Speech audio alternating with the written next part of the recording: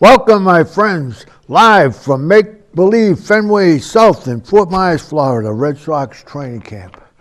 Maybe we'll see David Ortiz running out in back of me there, something. Maybe we'll see a bird fly by. But look at that! Isn't that great? 83 degrees there, just perfect for baseball. Outside here, the wind's blowing 20 miles an hour. It's freezing. But that's beside the point. Paul's on special assignment, comes back a weekend, then goes on special assignment. What's that all about? You know? But I talked to him this morning, and he's just a busy guy. So, we're going to go. Ready? Go. On Sunday, March the 9th, that's 2 weeks. That's about, what, less than 2 weeks, because yesterday, 2 weeks from yesterday, is our annual, excuse me for a minute, Council for Social Concern Telethon, which is on from noon to 3.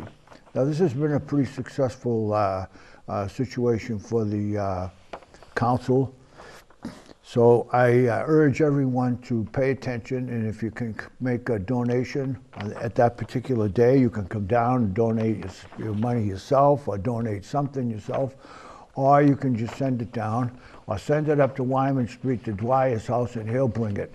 You know, but anybody that could make a small contribution or a large contribution to the Council for Socially Concerned in this environment we're in right now, I think would be really appreciated.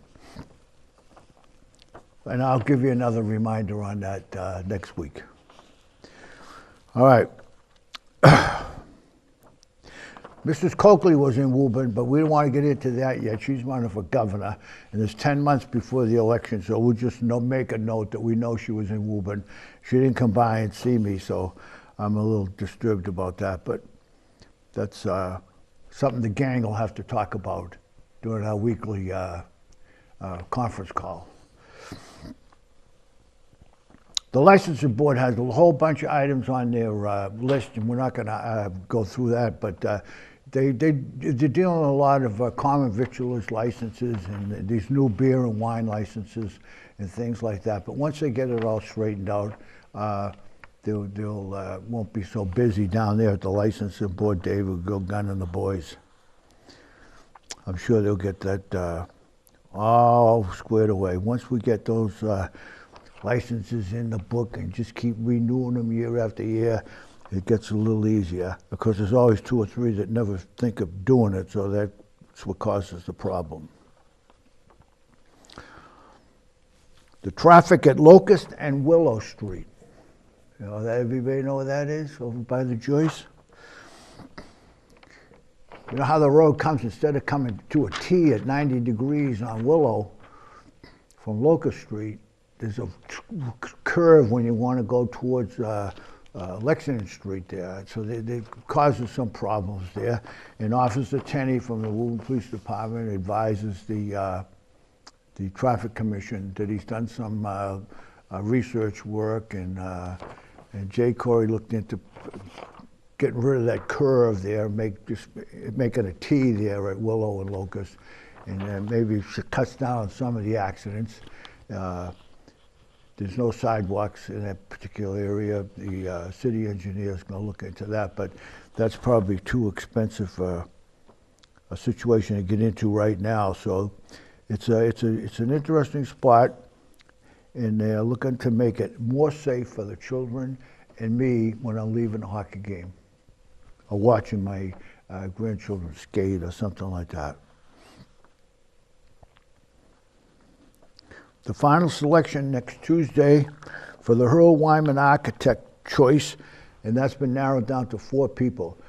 The mayor, the superintendent, I'm sure the superintendent of public works, maybe the superintendent of schools, and a few other people. They all go to Boston, and then these architects and engineers, they make a presentation, and then the city, I guess, picks one that they like, they have confidence in, and that will be the person who will design the new school. So we're moving around. Paul would say, we're getting our ducks in a row just in case they call up tomorrow and say, okay, let's go with the school. We'll have part of our project in line, and we'll be working on the rest of it as the time passes. Okay, the N-Star request for new homes, that's a Melanson development.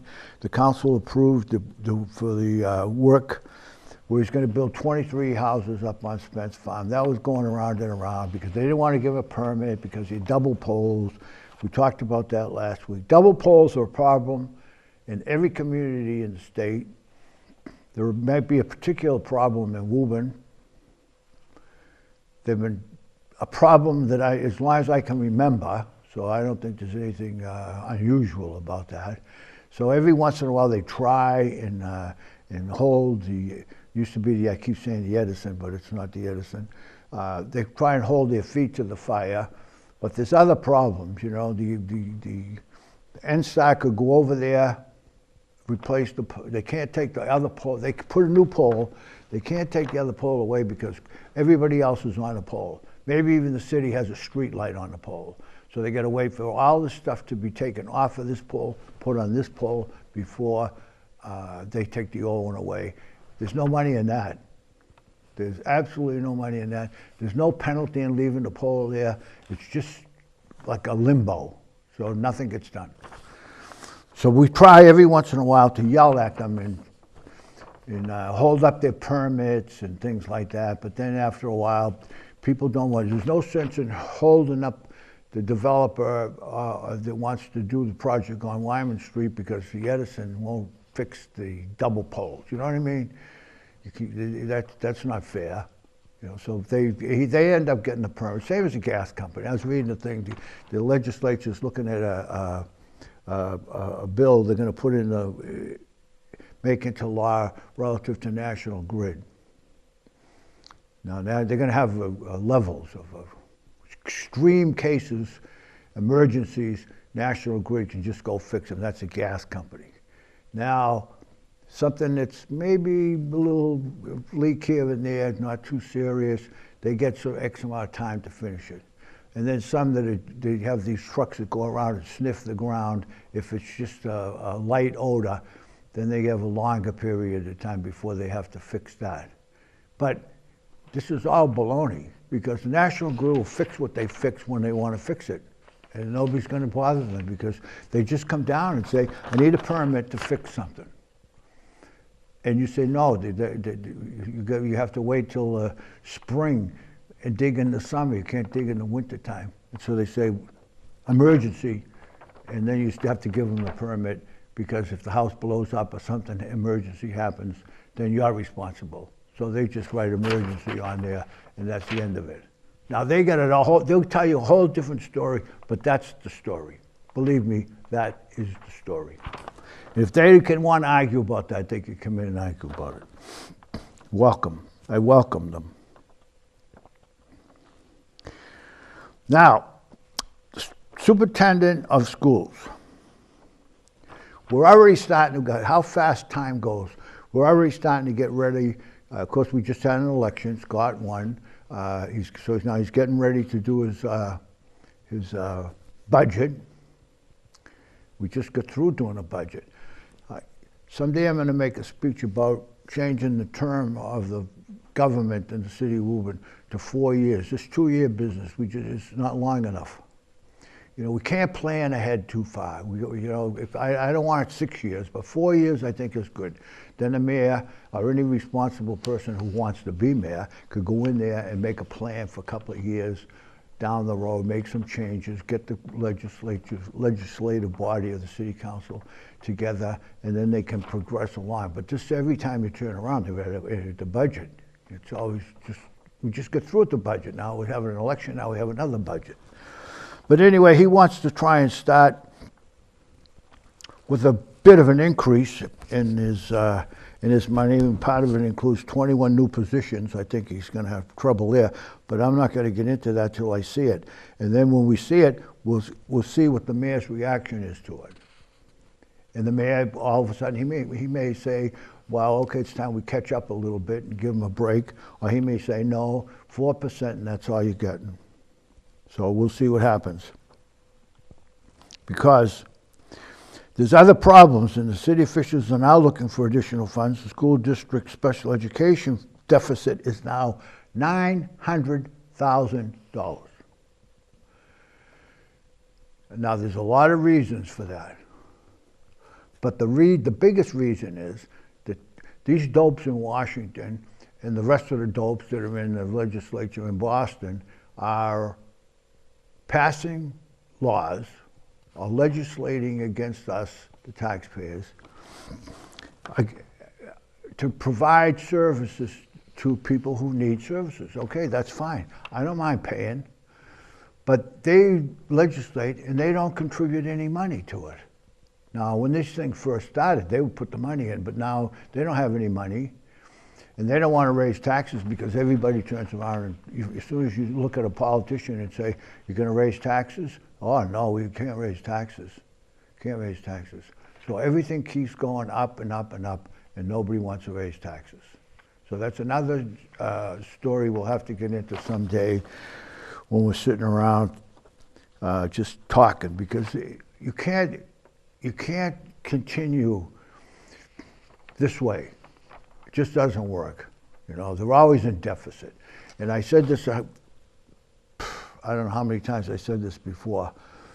The Mrs. Lenahan, or Miss Lenahan, I never met her since we've been doing this program. I should have invited her a long time ago, but I'll have an open invitation to this young woman who's over there now taking care of the special education division.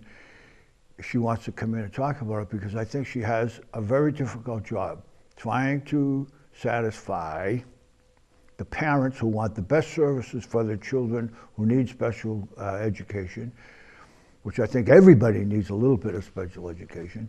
And then I think that she has a responsibility to me not to spend all my tax money, and then all the rest of the children in the school system don't get anything because all the money has to go over here because the federal government will put you in jail if you do not do what they want you to do. So the whole thing is just crazy. It's just craziness. But you think you could bring that up in a conversation and have somebody in the State House, like the Speaker, or somebody running for governor, Mrs. Coakley, or somebody might want to kick in some money to help us out. $900,000 is a lot of money in a budget. It's a lot of money in a budget. So someday that's another thing that's going to come back and haunt us. So the mayor, Mr. Torello, who was head of the planning board, he retired. He was only here 10 years. I thought he was here longer than that. But he's only here 10 years or 12 years, something like that, and he retired. He was a very, very, very nice person. Good guy, you know, worked hard, did a lot of work for the city of Woburn. And now he's come out of Waltham. And while he was over here working in the government during the day, he was also an alderman in Waltham. So, I mean, this guy was just a busy person. I mean, it's a lot of government work because that's all he had time to do. He didn't have time to even do anything else. But anyway, we have a new woman coming in named Tina Cassidy. Doesn't say Miss, Mrs. or whatever, but she's been working in the town of Beverly since 1988. So they've had 20 odd people try for this job. The mayor's, they cut the list down, then the mayor gets down to the last 4 or 5, and he picked her. So she's been here since 1988 as assistant planning director for the city of the town. I don't know what it is. A town, let's go with a town of Beverly, nice town. And so she has plenty of experience, 25 years experience, and she can come to Woburn immediately. So the mayor picks her. Now, it's the mayor's appointment. The mayor gets to appoint the planning director. The city council gets to confirm it, and that's what it means. He goes down and he says, I would like to have Ms. Cassidy as planning director. The city council says, okay, and that's the end of it.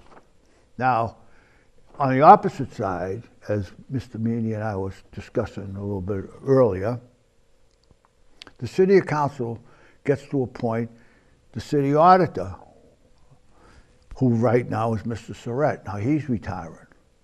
So they get to appoint Mr. Surratt, and the mayor has nothing to say about that. He doesn't ask for, see their resume or do all this stuff. So I think they're a little bit out of whack when they say, you know, I want to see her resumes and all this stuff. And it's just, it doesn't work that way. You have your business over there and take care of your people, and I'll have my business over here and I'll take care of my people. And I think sometimes the city council, they forget that, you know. And then it just ends up in an argument, and it goes on, maybe lasts a couple of months, and then finally they just vote and say, we'd love to have Mrs. Cassidy as a planning director for the city of Woburn, and that's the end of it. So it's pretty interesting how those things go, because people want, the city council, they want to have a say. They want planning board, it says the council wants more information on the new director. They don't get any more information. They're lucky they got her name. All he does is say, I want her as a planning director. They get to vote on it. They could vote no, or they'll vote her salary out of the budget, you know, if they had any nerve, but they won't do that either, because then when they come up to get a new city auditor to take Mr. Surratt's place, they'll go through an interview process, and the mayor will just get back at them. So it's just crazy. It doesn't work. Warren, let's have a little sports and see what rain has to do today.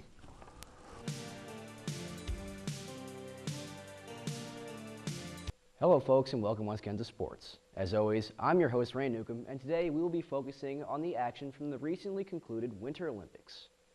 We go to Sochi, Russia, where the 2014 Winter Olympic Games officially concluded on Sunday. The games were filled with ups and downs.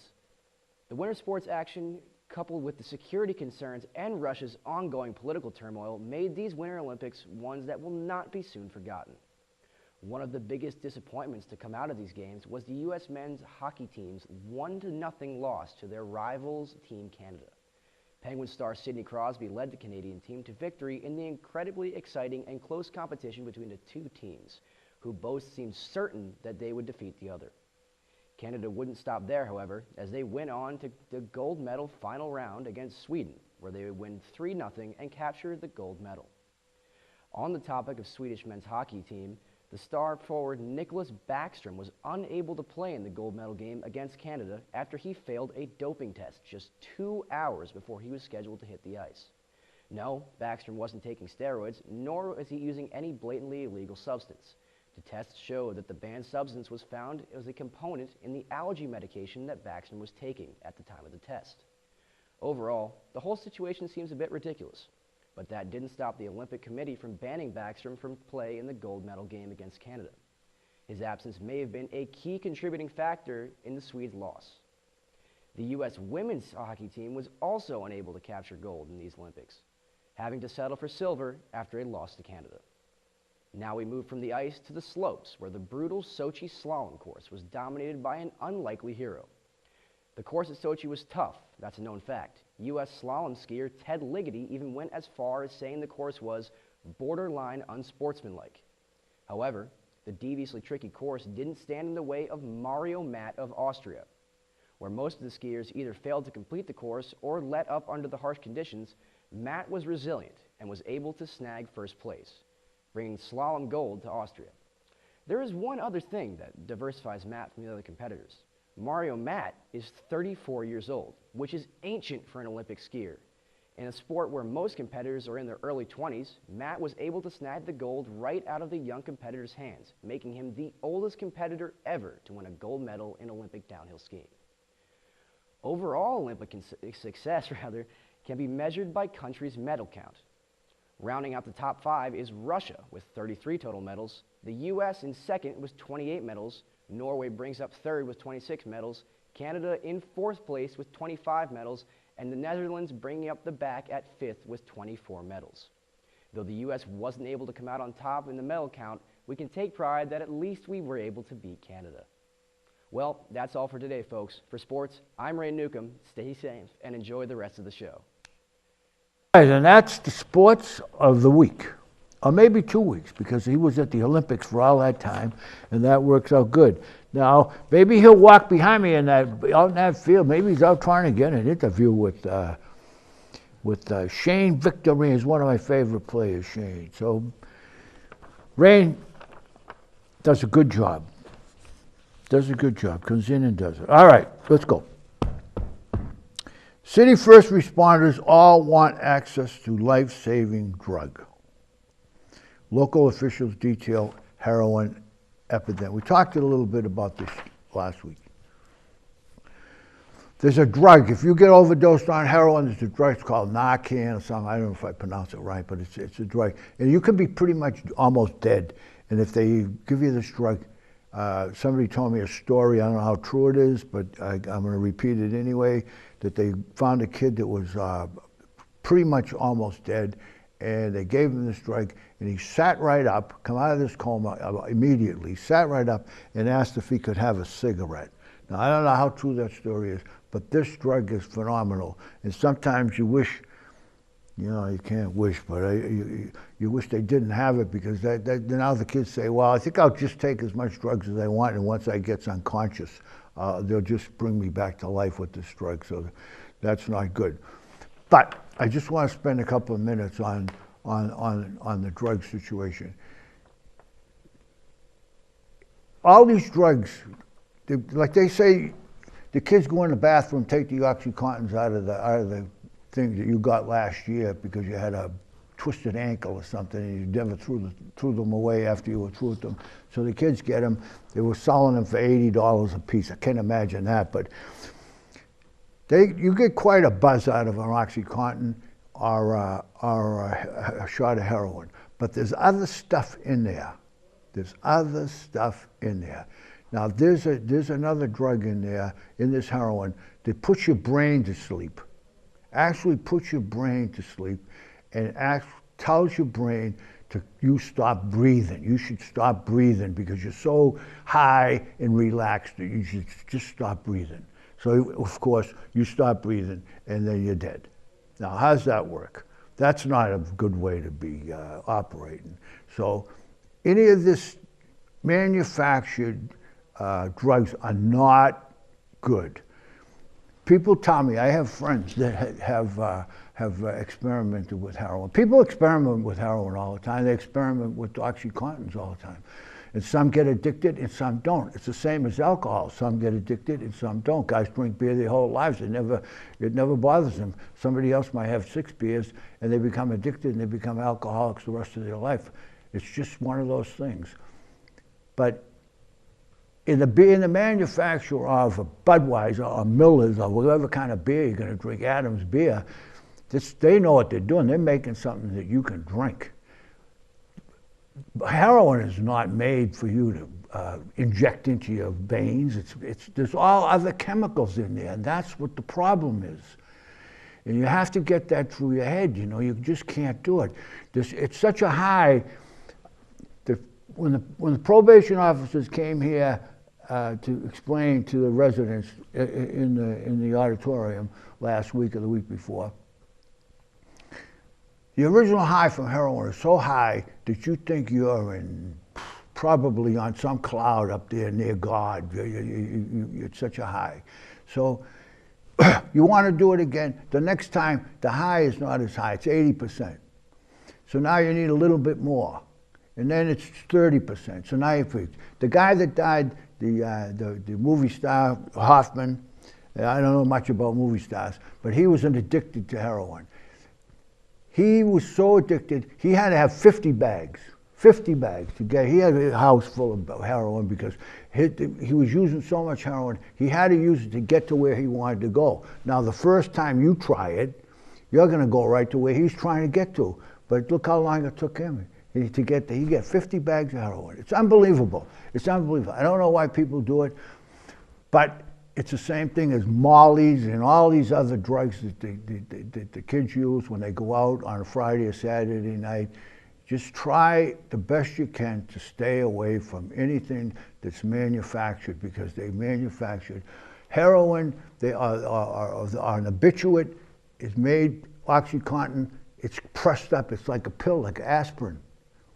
Now, you can't just get some heroin and squeeze it and make it into a pill. They have to put something in there like plaster or something in to make the pills stick together. I don't know how they do it. But there's all this other stuff that's in there, and that's the bad part about the whole drug. So that's my speech for drugs. Now, I just want to say, in the Commonwealth of Massachusetts, we'll probably never see a medical marijuana store, probably never. And as far as the casinos are concerned, they'll all be suing each other forever because everybody lies on the application. The guys that give out the licenses, they forgot that they used to raise money for the congressman down there, Delahunt. Not only did he get one permit for a store, he gets 3 permits for a store, you know, and all this stuff. So now the other guys are going to sue him because the woman who gave the permit, she used to raise, you know, I don't know why. Geez, I said, I don't know why the legislature even gets involved in this stuff. Because now the people in Revere tomorrow will probably vote against the dog track or the new casino down at Suffolk Downs. All of the other guys that didn't get a license for the medical marijuana store, they'll probably end up suing these guys that did get the permits because their applications weren't done right. So we'll have to go back, cancel everything, go back to square one. So we'll all have to, if you want to smoke marijuana, you have to go to, we'll all have to move to Colorado. That's where we got to go. Never mind Fort Myers, we're going to Colorado. It's just one of those things that you say, this is very simple. Put it on the ballot. We'll vote for people who are sick to be able to smoke a joint so they feel better. That's all it was about. Simple as that, you know. And what did they do? They screwed that thing up to a fairly well. And let me tell you something. The people who got the permits is probably half a dozen. So got them so far, and then they're going to give out a few more, supposedly. They know by looking at California and Washington and in Colorado how much money there is in this business when they legalize it. Same as owning a package store. You know, remember the package stores before they repealed, you couldn't have alcohol in the United States?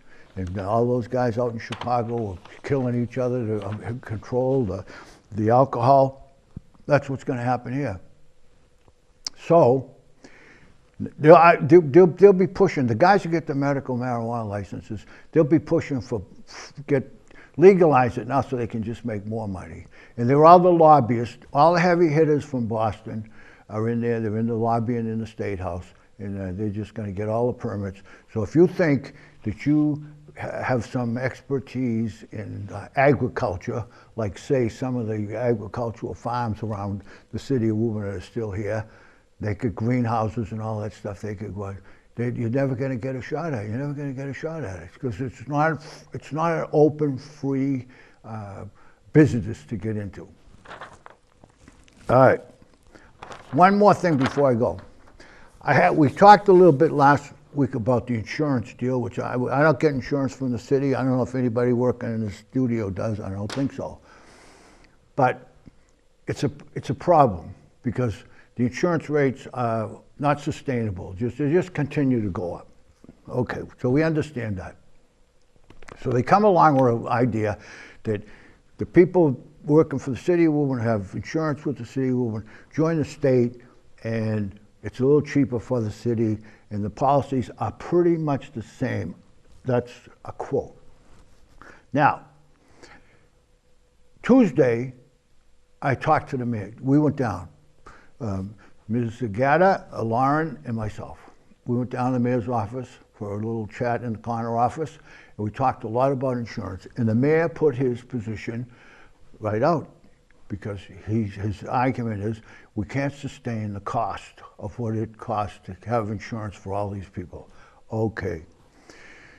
So I thought that he had his position, he had an opportunity to have his position put out there, and I thought it was a pretty reasonable position since he's the chief executive in charge of all the money, that I would invite, and that's what I'm going to do right now, that I would invite any person that wants to represent a group, like the fire department, police department, public works, school teachers.